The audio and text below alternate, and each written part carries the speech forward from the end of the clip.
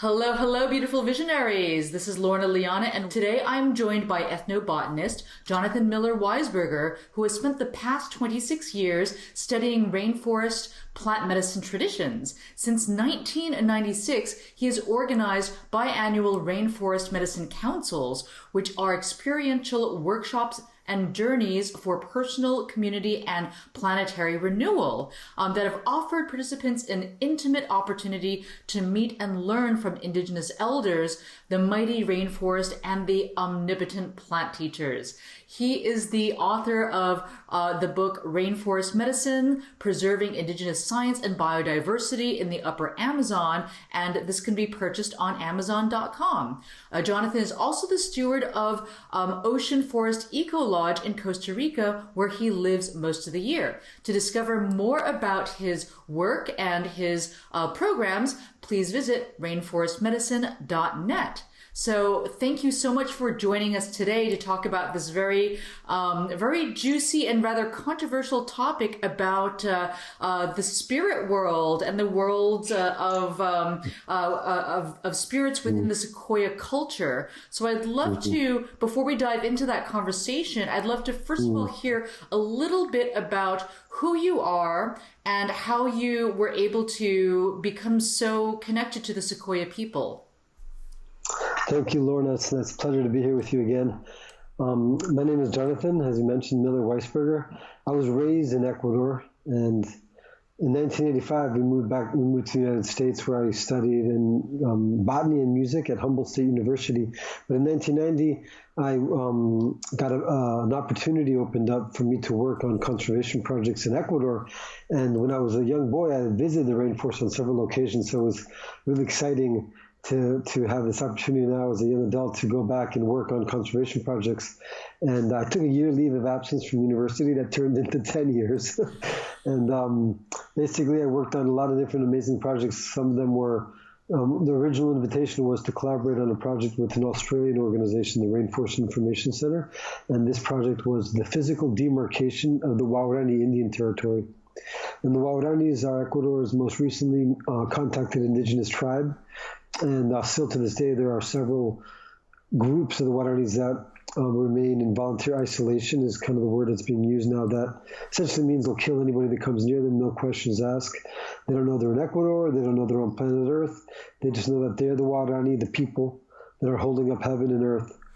And everyone else are the Kowode, the cannibals, or those of the race of people that ate their father, which means the race of people that abide to no moral order. So it's really fascinating that in a country the size of Colorado, Ecuador is a very small country, there are still several non-contacted indigenous tribes living. Ecuador too has created a protectorate for these areas. It's a no-go zone for oil extraction, but some of these tribes live on the fringe of that area, so they come out and back into that protected area. So there's been a lot of really hardcore confrontations between colonist settlers and oil companies with these indigenous tribes. And in 2003, then again in 2013, there were 2 massacres that occurred amongst them. It's really intense, the story of the non-contacted Waorani tribes. But with the Waoranis, we created 130 kilometers of boundary lines. Most of the Waoranis accepted colonization and are really amazingly friendly and genuine people. At least with us, our experience with them was incredible. And we oversaw a process that relocated 30 colonist settlers living in their territory. So that was a really major eye-opener in the reality of the Amazon, indigenous groups, and the clash with basically the industrial complex. I went on later to work on another project, which was the creation and the establishment of the Napo Galeras National Park. And our work was influential in getting this area, it's about 40,000 acres, included in the Sumaco Napo Galeras National Park. And Napo Galeras is an isolated limestone massif, 80 kilometers east of the Andes. It sticks up out of the lowland rainforest. It's a very sacred mountain. I later came to discover and learn by the regional indigenous groups of the area consider it to be the abode of the doctor spirits. And all the ayahuasqueros and yagé drinkers always summon these spirits that live inside the mountain, and we'll talk about that a little later, for their healing ceremonies. And so it's considered to be like a home, a spiritual home to immortal master doctor spirits that have the power to heal the sick people through the medium of the yagé drink or the ayahuasquero now more commonly known today as the shaman. And so basically in 1995, after working on these two projects, a friend of mine was working with the Sequoia and invited me to join him. And I went with him on a trip to the Sequoia territory and befriended an elder, Don Cesario Pai'joyowatí, who's now over 100 years young. We say young because he's got the most amazing sense of humor. And I've been working with the Sequoia since 1995. But between the year 1995 and the year 2000, I lived with Don Cesario. It just was such an amazing experience, this old elder, and we became great friends, and one thing led to another, and I lived there pretty much full-time for about 5 years, and worked on several projects with the Sequoias, which included cultural heritage revalidation projects, where we would bring the elders and the youth together for cultural workshops, because the Sequoias are an ethnic minority. There's only 350 to approximately 400 Sequoia in Ecuador, and about that same amount in Peru. And but Don Cesario, being a drinker of yagé, he invited me to participate in the ceremonies, and one thing led to another, and then I became the cook. I became the yagé cook, and I cooked yagé for 5 years. And these elders are very sensitive, and so if you cook it wrong, they get a headache or they can't sing, and then he tells you what you did wrong. And I remember on one occasion, it was very hot. You have to fast all day to cook the yagé. And I took my tunic off because of the heat. And that night we drank the medicine, and he said, and he just stopped drinking. He said, this yagé didn't come out good. He said, and he kindly indicated how I had taken off my tunic, and the spirit came and took the pinta, the designs, the energetic designs of the yagé, and put it on like a crown and walked away. And so, like opening a guava fruit, there's a fruit called ice cream bean fruit, the guava, and he peeled open the guava. The spirit wrapped it on his head and walked away. And so he took the design. And I actually had taken off my tunic. And you didn't tell him that you took your tunic off. No, I didn't. And I mean, and a lot of experience like that started making me realize that this man is a true master of a very, very ancient, very powerful, and clairvoyant spiritual science. Eventually, when you get the cooking process right, and then the pinta flows uninhibitedly, then the master can sing all night and heal many people, and it's a beautiful thing. So I worked with the Sequoias. I went to work with the Sequoia mainly as a cultural conservation advocate and assisting in the rescue and the recuperation of a significant portion of their ancestral lands. And so I didn't really go as an ethnobotanist. But I am an ethnobotanist, and so I was able to assisting them in these processes that they saw immediate benefit. I was able to learn a lot more than I would have probably learned if I just went to study the medicinal plants, so to say. And then we would drink the ceremonies to have more energy in order to accomplish the work of helping them to recuperate their ancestral land. So the ceremonies had a whole other meaning, not just taking it to learn, see what you see, but to gain energy to accomplish a very important mission. And so I think that's the proper approach too, as well, which is not an easy approach to enter in on, but it is the proper approach. Proper approach to working with the Sequoia, or proper approach to drinking medicine? The proper approach to working with indigenous peoples. If we're interested in learning about their ceremonial life, it's much more appropriate to go and see how we can ameliorate aspects of their physical everyday life. Absolutely. And as allies with them to help improve the quality of life, which is not an easy thing, because it's oftentimes, and I have seen a lot of sad cases of people, with good intentions, as the old saying goes, maybe you've heard this saying, the road to hell is paved in good intentions. And so we ought to help to properly assist, indigenous communities. You have to have a very broad understanding and know-how of a lot of different things in order to apply oneself in a way that's actually appropriately going to benefit them. But that is the proper approach to learning the ceremonial way of life amongst indigenous people, is finding a way to be of assistance with them. And then the side effect is learning the ceremonial life. Absolutely. I found that it really can take a long time to get to know indigenous people, because they're not so immediate like Westerners are. They'll take their time to share, their lives with you. And, because the conditions are just so different from what we're used to in the West as well, things progress a lot more slowly. Things get done based on the power of relationships, and, so many other factors that, in order to really truly be of effective and valuable assistance, I find that it's important to spend some time there, not just drop in for a couple of weeks and then leave. That's correct, and there's a whole other phenomenon too. Like oftentimes it's not what you do, but how you do it. Mm-hmm. Like you can be doing great work that's of great benefit to them, but if you act too respectful, or if they actually have a little bit of suspicion, so you have to like kind of be a joker and pinch some guy's butt now and then, or like make everyone laugh and do stupid stuff as well, and then you're also actually kind of more respected. It's a dance, it's a drama, and like the indigenous people are. Part of their whole culture is like enacting drama and like the cosmic drama. We have to know how to participate in the cosmic drama, basically, to be successful. That's something that takes time to learn. And it's easy to not get it right on the first occasions. Yeah. So, what is their life like today?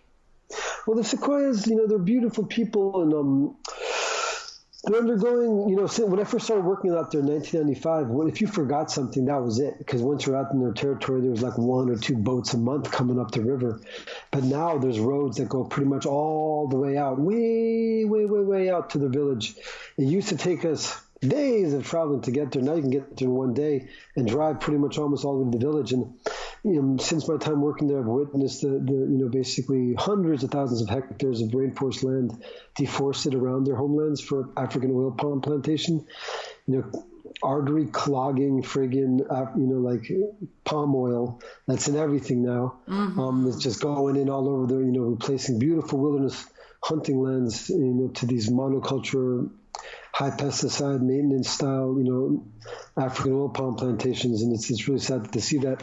And also the oil companies just go along their, path as business as usual, plowing roads deeper and deeper into the forest.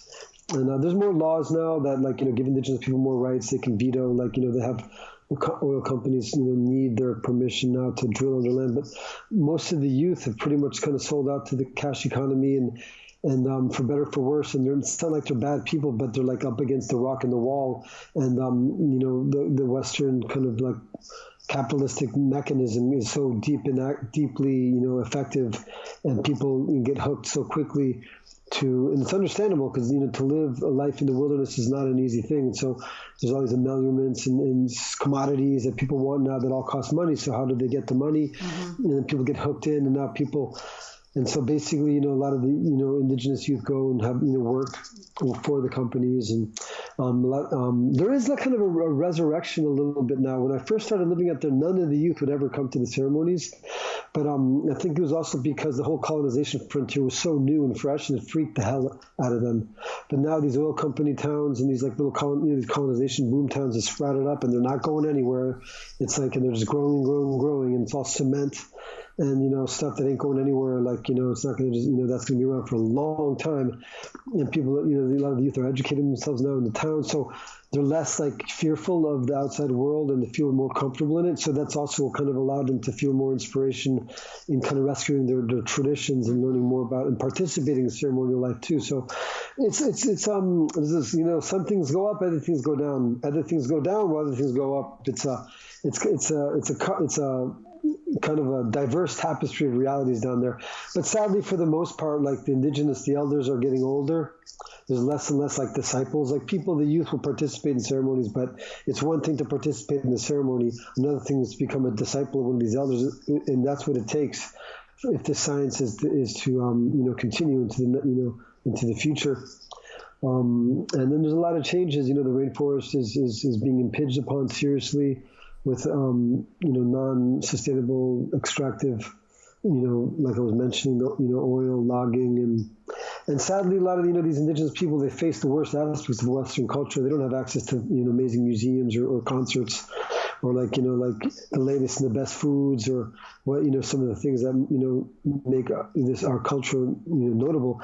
What they get the short end of the stick of Western cultures, which is just basically the oil companies. Extractive reserve kind of extractivism, industrial extractivism, stuff like that, and cheap movies, and it's pretty hardcore. These colonization frontier towns are pretty hardcore. They have improved to some degree, for example, Jujupai, this main town that you have to go through to get out there, was extremely dangerous in the not too distant past, because for some reason, A or B, the gas stations, you can buy white gas there, which is illegal in Colombia, and white gas is pretty much only used to refine cocaine.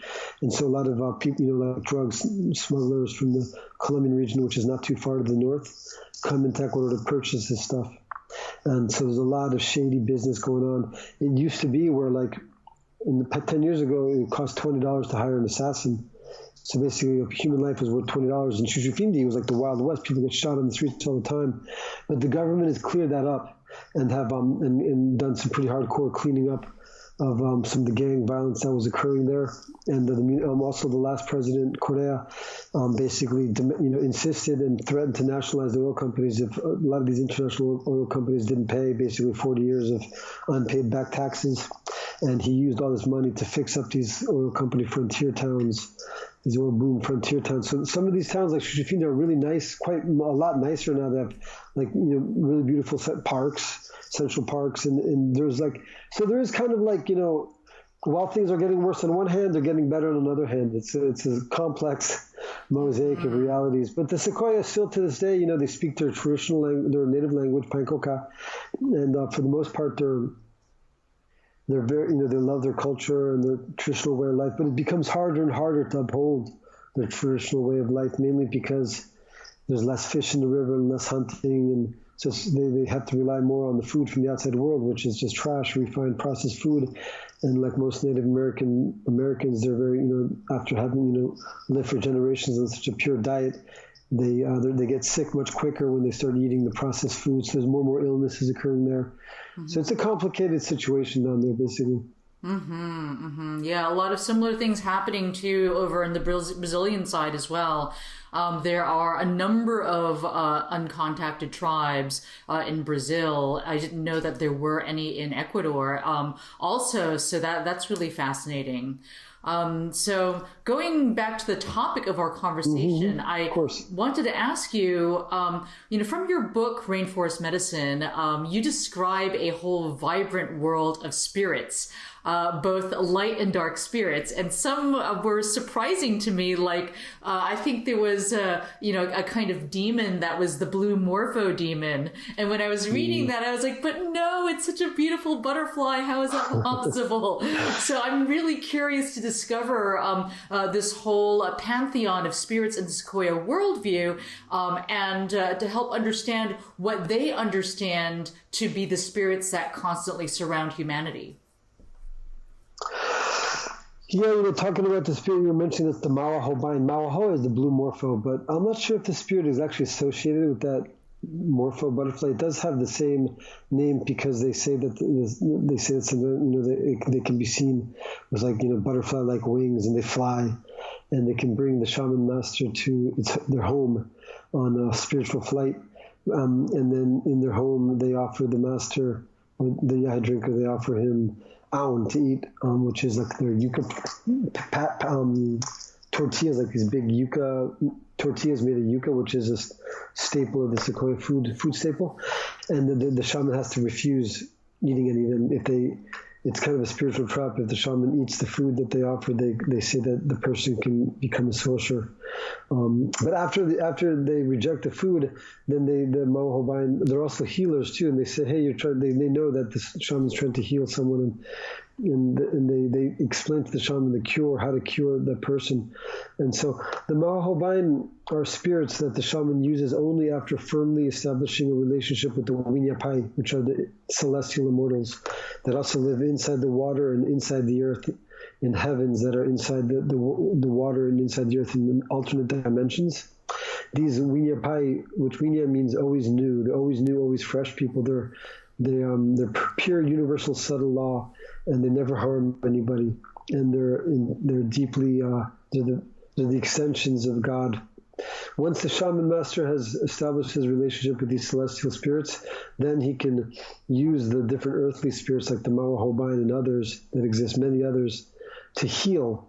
And these earthly spirits will never try to betray the shaman or trick them into becoming a sorcerer. But the nature of the earthly spirits is dualistic. So while they can do good, they can also do harm. So can you help me understand the different categories of spirits in the Sequoia worldview? So you've got the always fresh, always new people.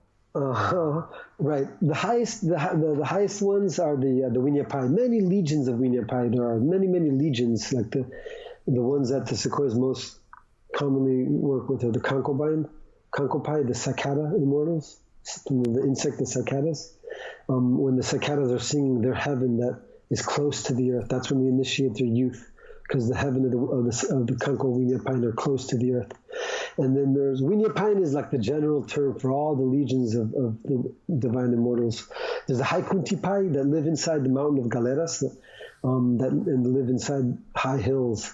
There's the Jujupai that live inside the world of the water realms. These are divine immortals. So there's many, and there's the Omepai, Usepopai, the summer beings, the summer immortals, the immortals from the Pleiades, the constellation of the Pleiades, Sira Wiñapai, the swallowtail kitehawk immortals. There are many legions of these Wiñapai. But that's the main first intention of the Sequoia drinking, is to establish communion and relationship with the Wiñapai. And that's why their youth, when they initiate the youth, they don't give them just a small amount the first time. They give them a heaping, huge gourdful. And the youth scream all night, but they see the Wiñapai directly. And then they go straight there. But below them, there's different spirits, like the different Mawajopai, they're called, the like starry beings, different divinities of the high mountains, divinities of stars, and different types of like the divinities, like for example, or deities that can be called too, like the Menkoyi, the electric eel water dragon, the Anyabeke, which is like the freshwater whale, a giant catfish.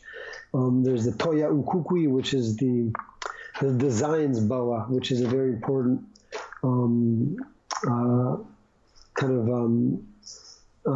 initiator to the student that's learning to drink the yagé. And then there's the Pai'joyowatí, which is the people jaguar too, that shows the trail to the heaven people's house. It's a spiritual jaguar. There's these divinities. There's a Kamiyai too, like crab jaguar. There's many different deities. Below them, they have the Watí, which are the different spirits, like the Mawajopai Watí that we just spoken about. The Curiwaripai Watí. These are like spirits of plants, and different kinds of Watí exist. Many. There's millions, thousands of them. These Watí are spirits.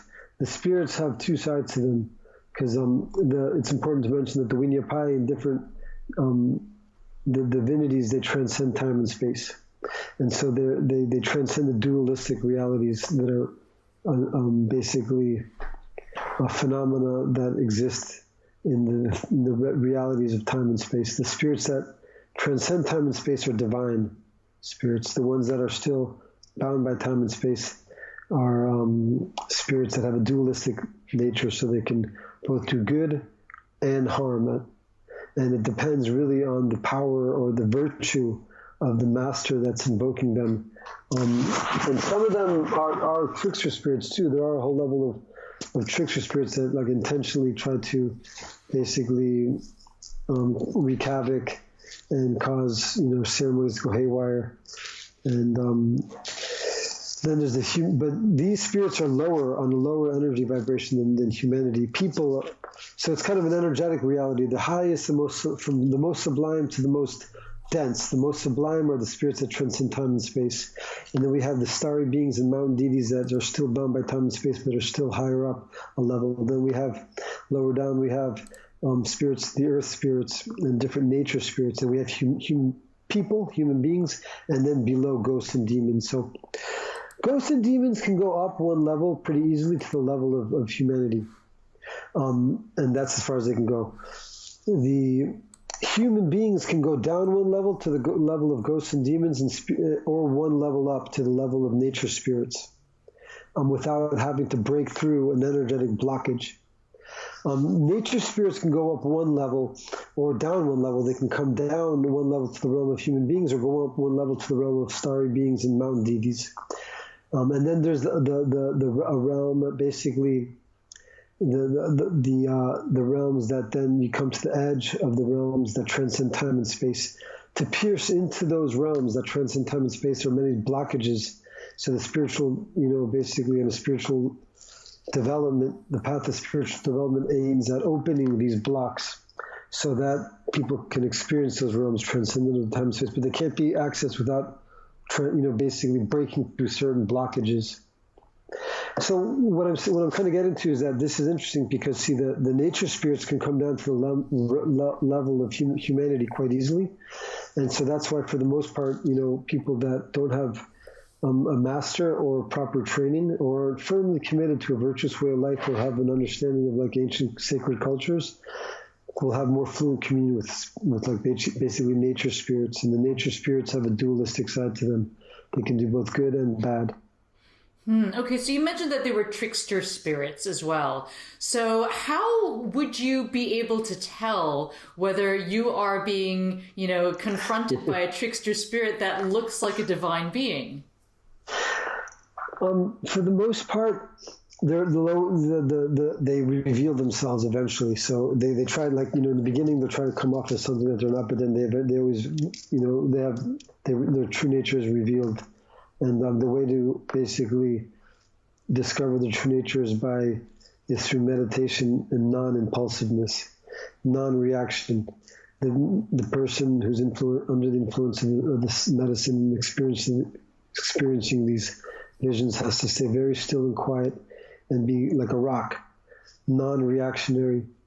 If you're non-reactionary and if you're still and quiet and you can maintain yourself like a rock, and then it doesn't take them that much more time, and they reveal the true nature is revealed. That's interesting. So I'm curious to know because it seems like when one is in an ayahuasca journey, it can be an experience where you see a lot of spirits. And so how do you interact with them? I mean, I've seen dark spirits. I've seen far more light spirits. I think one of the questions that emerges, among ayahuasca drinkers who have had these experiences is there a way to interact with the different spirits so that on one hand, you are being supported in your, best evolution when you interact with the spirits of light, and then with the spirits of dark, how do you interact with them so that you minimize them attaching themselves to you or, wreaking havoc on your life or harming you in some way? Are there any particular practices that the Sequoia do or recommendations that they make around spirit interactions? Well, my book talks a lot about that rainforest medicine, but in particular, it's what is through the invocations or the ceremonial songs is how the masters interact with the spirits. But once again, people shouldn't be experimenting too liberally with these plants unless they have learned certain ways of protecting creating a sacred space. And unless they should be practicing like invocations, invoking celestial energies, because it's a complicated world. You don't want to throw yourself into like a spot that you're not prepared to handle without some kind of preparation. So it's important to learn spiritual invocations, and it's important to cultivate oneself spiritually. And like in the book it says, and it's also another thing that's important to take into account is that these sacred plants come from the Amazon, but the Amazonian traditions are oral traditions, so they're not documented, and oftentimes they're passed on through worded teachings. So that takes time. Living there, most people don't have that amount of time, but they have the interest and the yearning to learn this. So it's a difficult, thing to really get a grip on overnight. That's why it's important, I feel, to integrate, and I highly stress that in my book, spiritual teachings from the East that have been more documented and that are sort of like fail-safe guides, like in the traditions of Tao, Buddhism.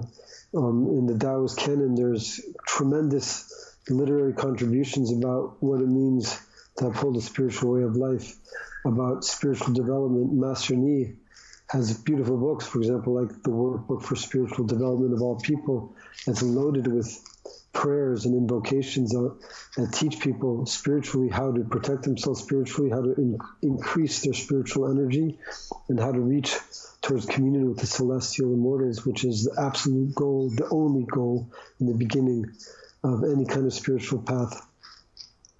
So it's interesting because one of the phenomena that I've seen, and other people may also have remarked on too, is that while it's important to have a qualified shaman facilitating the ceremonial space, so that when they're invoking the chants, when they're singing and chanting the sacred chants and invoking spirits, ideally you're in a very tightly held spiritual container.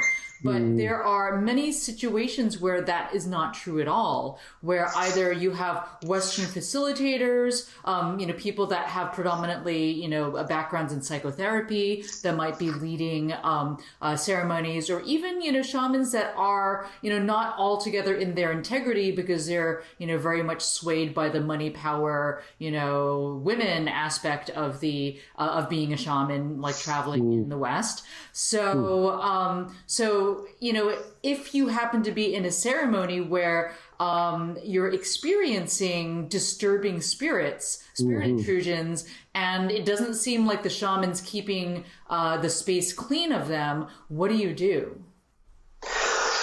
One thing is to stay very, very, very still and quiet and ignore them. These, Watí, what they call, they get their hook in on when they're paid attention to, they thrive on that.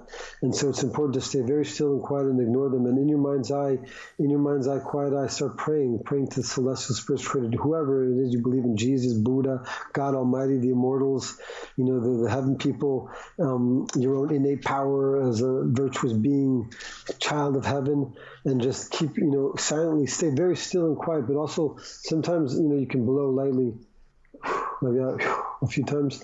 It's good to also go in protected. Like, for example, there's certain different kind of plant infused spirit waters. Certain plants, like for example rosemary, and there's lots of plants in the Amazon. What they like, the seed, the cabalonga seed, that even the elder masters always use in Peru. They put this on themselves.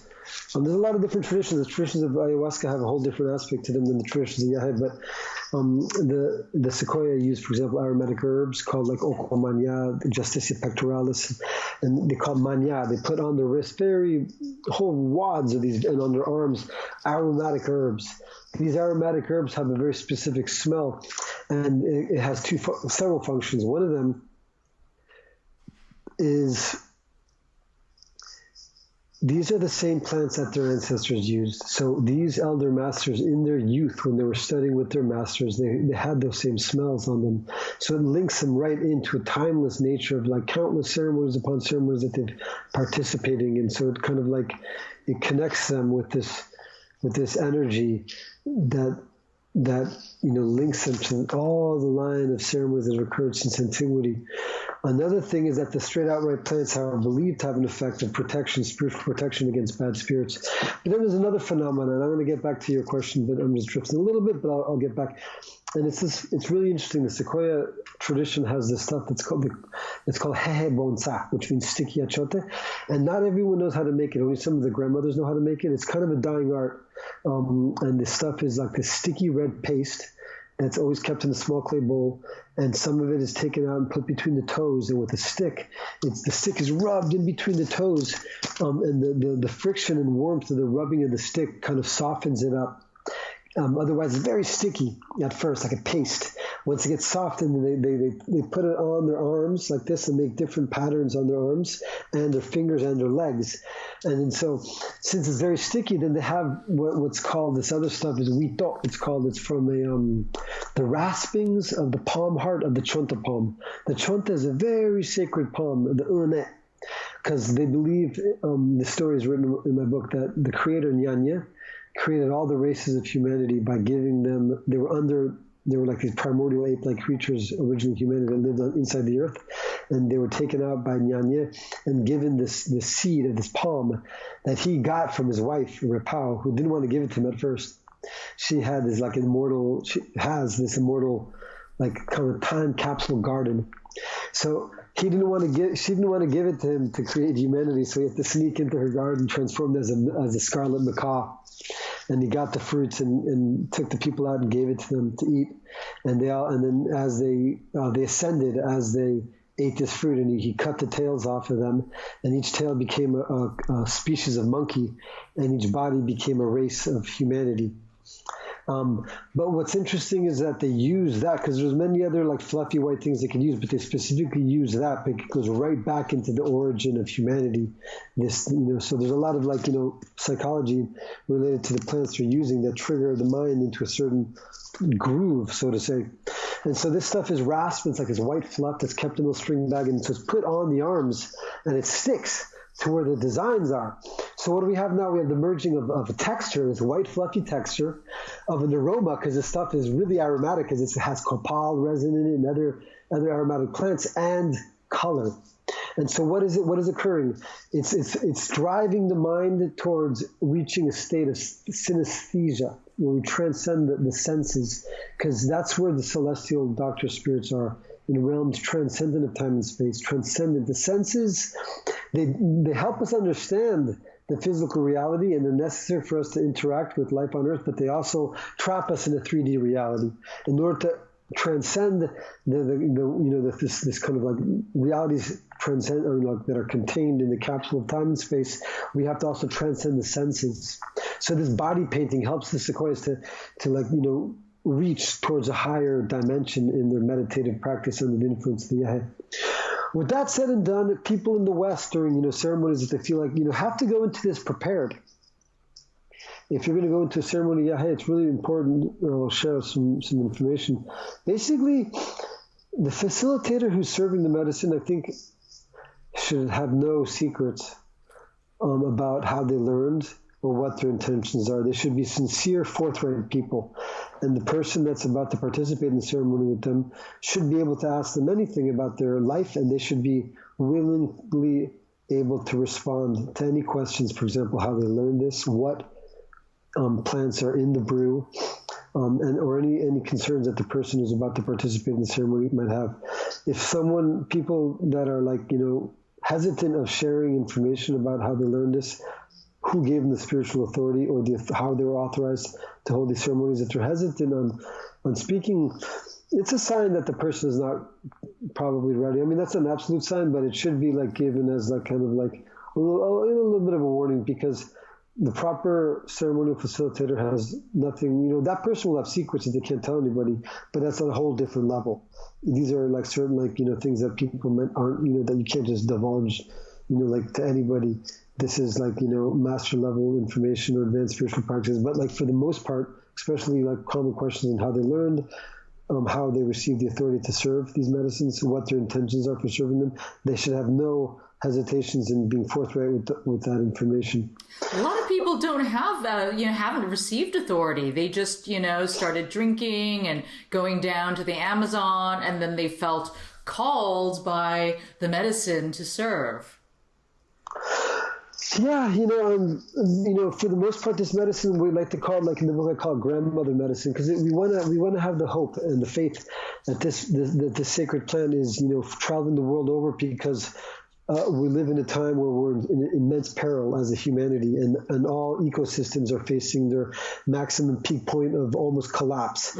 And the truth of the matter is, we're probably, we're on the verge of all being dead ducks, basically. And, while there's some things that are improving, now we see this crazy, return backwards with everything, so much chaos in the Middle East, with just insane, completely unjustified violence, and off the chart warfare that's instigated by, it's complicated basically, and also too the approaches of a lot of U.S.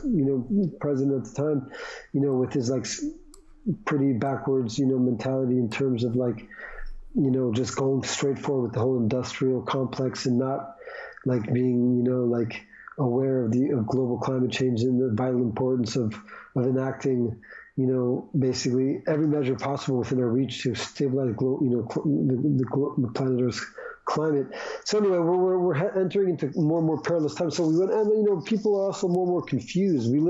If you read the works of Lao Tzu that were written over like 2,000 years ago, he says, in the future, in the time of confusion, that's when this knowledge will be most beneficial. That's like 2,000 years old. And so we want to have the faith that these plant medicines are traveling the globe over for a sacred purpose of helping humanity heal and reestablish, renewal and balance. And so for the most part, the spirits that are inside the vines are the yagé, the yagé spirits. And these spirits, they're not, they're spirits that can show people how to heal themselves and teach people beautiful things about recuperating, an integral way of life. But they're not like, those spirits only go to a certain level, so they can't really take people that much further. Like people can drink and drink and drink and learn from these spirits only to a certain level, but you can't really transcend that level unless you have a master that has been studied with other masters. This tradition, unlike a lot of people might think, definitely to take it deeper and further, you need to have a spiritual master. And those are hard to find. In the book I say, these masters are hard to find. But the plants themselves can help people achieve a level of renewal and to a certain level heal certain ailments. So we want to have the faith that this plant medicine is traveling the world for higher, just, and noble purpose. And people who feel the calling of the plants and want to administer this, if their intentions are correct and aligned, then it'll be successful. The ceremonies will be successful and people have positive experiences. Mm-hmm.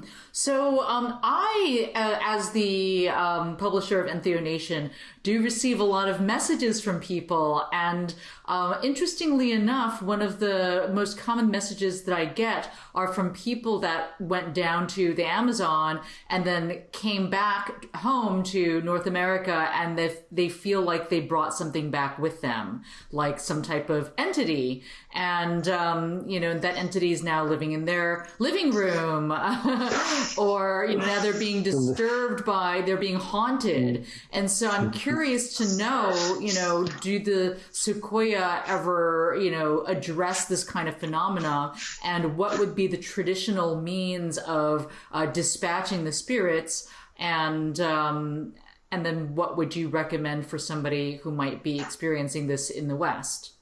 Right. It's a complicated, it's a delicate, complicated phenomenon because, it's always easier to blame someone else than look at self-responsibility, basically. And so it's, there is the phenomena of spirit attachment that can occur, but it's not that common. And for the most part, what this is people are still just starting to develop themselves. And they think just because they drank some kind of plant medicines, the classic saying, the silver bullet, that's going to help them overnight achieve enlightenment. But the truth of the matter is that we have to break through many blockages. We have to, in the amount of cultural deconditioning that we need to undergo to basically even start scratching the surface of what it means to live a sacred way of life, to understand these sacred cultures is tremendous. And so oftentimes it's not spirit attachment. It's just the people are finally starting to get shaken up to go, and the medicine wants them to needs people to deeply self-reflect on how we're living our lives and make the necessary adjustments. That's a disturbing thing because it's sort of suddenly we're obliged to reorient our entire way of living, and we don't know that we're supposed to do that. And so it's easier to go with the spirit attachment. So people should really deeply self-reflect. What's going on? Are you living a righteous, upright life of integrity? Absolutely, we all should be living a forthright life of integrity, or do you still have some shady shit going on, basically? And the medicine doesn't want people to, wants people to, the grandmother medicine and the yagé, the spirits inside this plant, for the most part, basically they want people to live, because these plants, that's another thing we have to remember. These plants, nobody owns these plants, not even the natives, not even the indigenous people. These plants are owned by the spirits, by the celestial spirits. So we're actually borrowing something so that we can learn that's owned by the divinities. That's why, and Richard Evans Schultes clearly said it, the flesh, I have my book here. Let me see if I can find that part, but, ingrained in their tissues is the flesh of the immortals.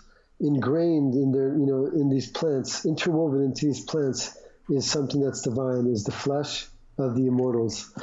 So when we take these plants, we have to learn we have to really start striving, because we're not going to learn it in a few ceremonies. We have to start striving what it means to live an integral, upright way of life.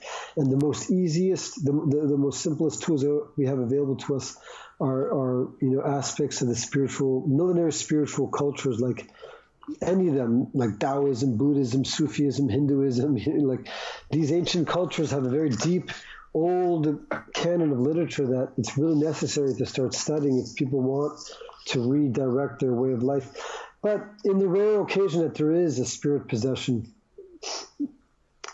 basically, it's hard to find people that know how to heal that in this time and age, because it's not something that's acknowledged by Western medicine. Spirits aren't believed in at all.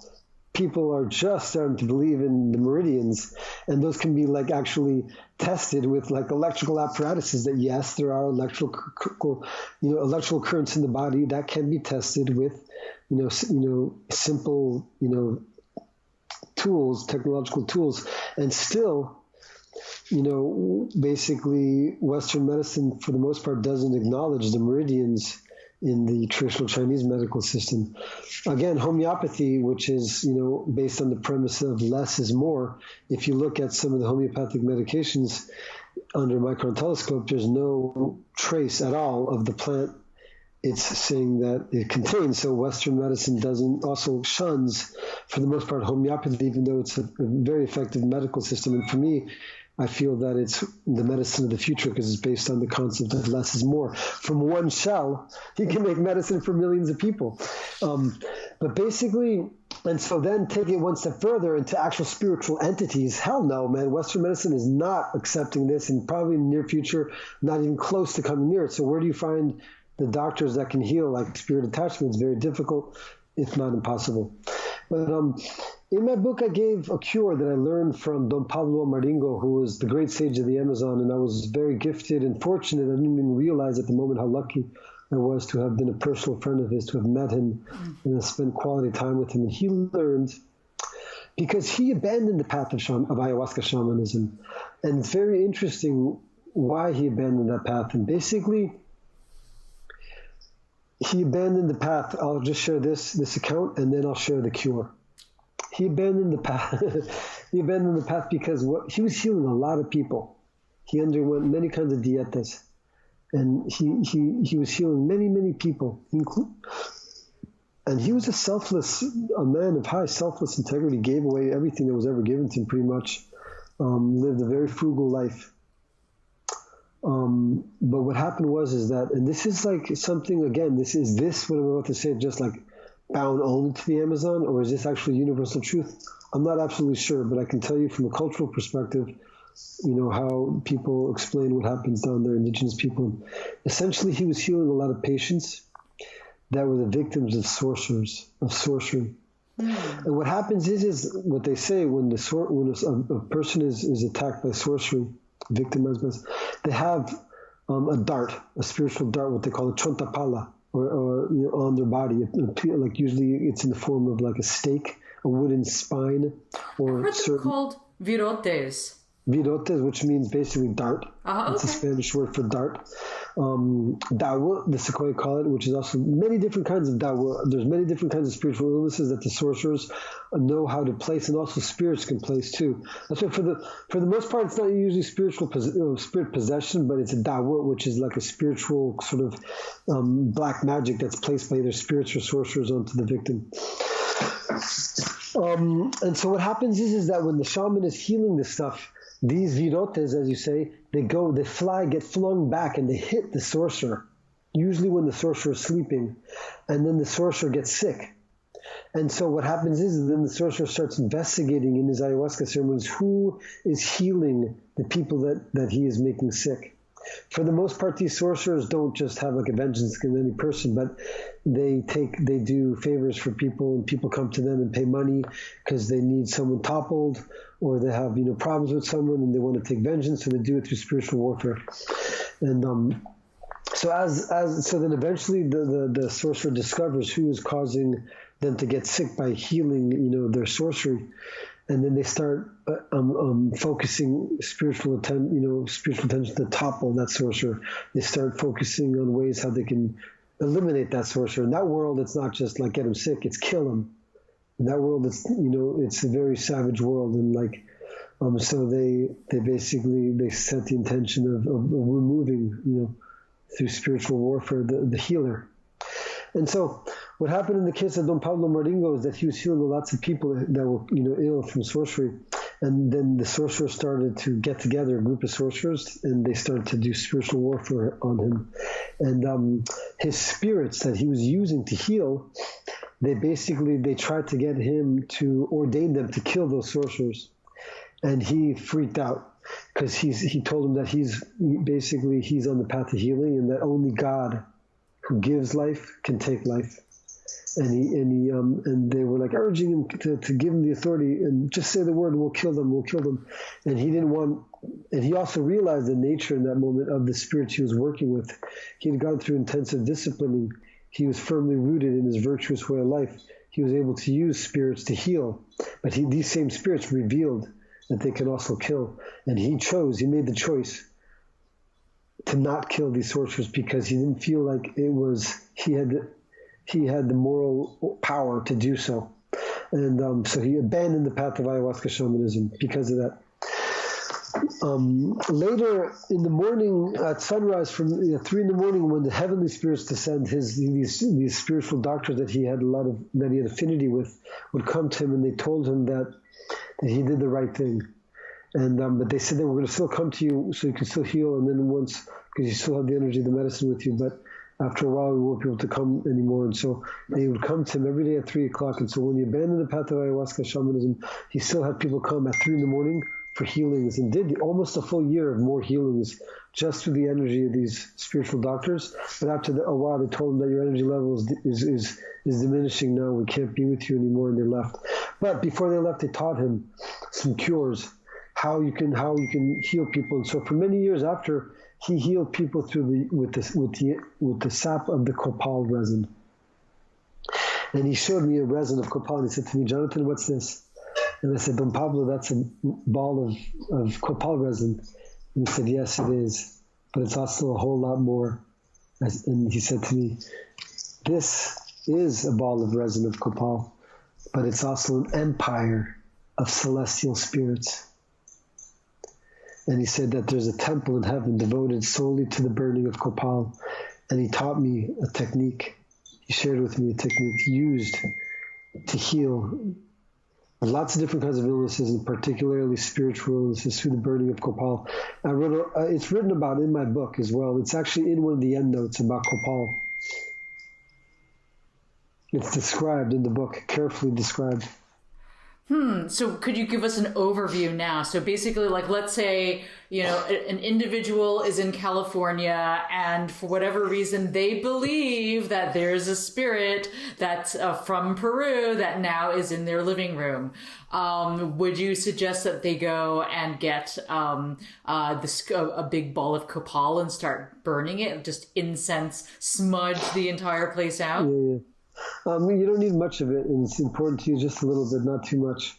And what you do, the cure basically goes like this, is that the copal is ground and dried in the sun.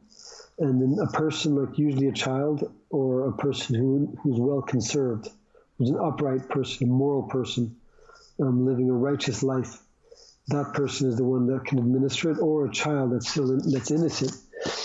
And so basically, in the book, it's described at length, but the copal resin has to be burned on some embers, and the resin will go up. And first it'll go off to one side, then to the other side. But you have to keep putting a little bit on, and you have to pray to the celestial spirits, to God Almighty, to Jesus, to saints, whoever you believe in, to help intervene in the situation to heal you.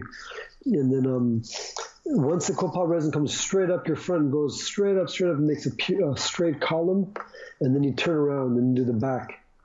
And then you do it again, the copal go to one side to the other, and finally when it goes up straight up the back, it makes a straight call them, then that person has to go into the room and go to sleep.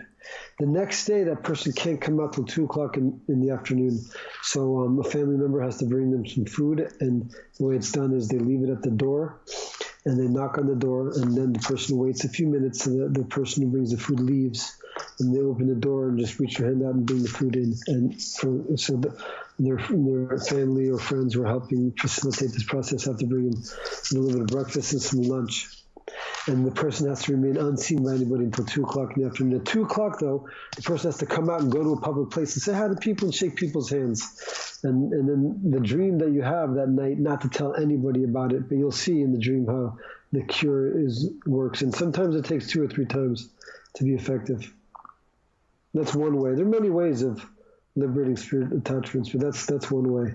Wow, great. Well, thank you so much for sharing that remedy for us. We're about at the end of our segment here, and we had so much to speak about. I feel like I can continue to speak more with you about the depth of your knowledge and everything that you've learned with these incredible people. But I'd like to ask you for any last thoughts or words around how we can interact with spirits for our healing and evolution, and anything that you'd care to share with the audience about what you might be up to in the near future.